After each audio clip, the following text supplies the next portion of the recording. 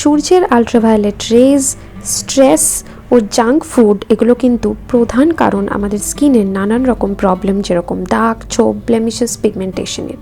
আজকের ভিডিওতে আমরা দেখব কিভাবে ঘরোয়া উপকরণের সাহায্যে আমরা ব্লেমিশ, পিগমেন্টেশন, দাগ, ছোপ এগুলো দূর করতে পারি।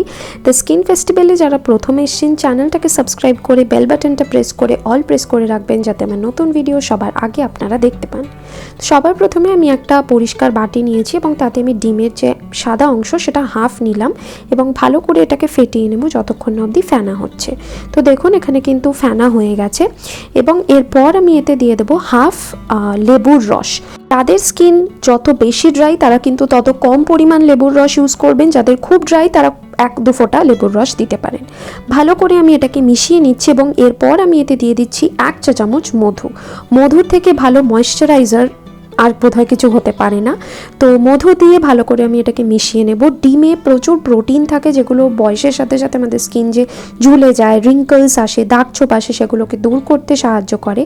আর মধু ময়েশ্চারাইজিং এফেক্ট দেয়, আর লেবু কোনো অপ্রয়োজনীয় দাগ, ডার্ক স্পটস এগুলোকে দূর করতে সাহায্য করে। আর ডিমের ফেস প্যাক কিন্তু স্কিনে একটা অন্যরকম গ্লো এনে দেয়, স্কিনটাকে টাইট রাখতে হেল্প করে।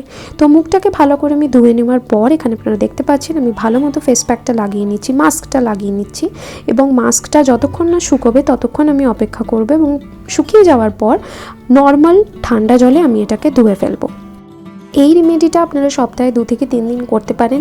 আজকের মতো এইটুকুই, দেখা হচ্ছে আবার পরের ভিডিওতে অন্য কোনো হোম রেমেডি নিয়ে। ভিডিওটা ভালো লাগলে লাইক করবেন, শেয়ার করবেন, সাবস্ক্রাইব করবেন আর কমেন্ট করে অবশ্যই জানাবেন যে মাস্কটা ব্যবহার করে আপনারা কীরকম উপকার পেলেন।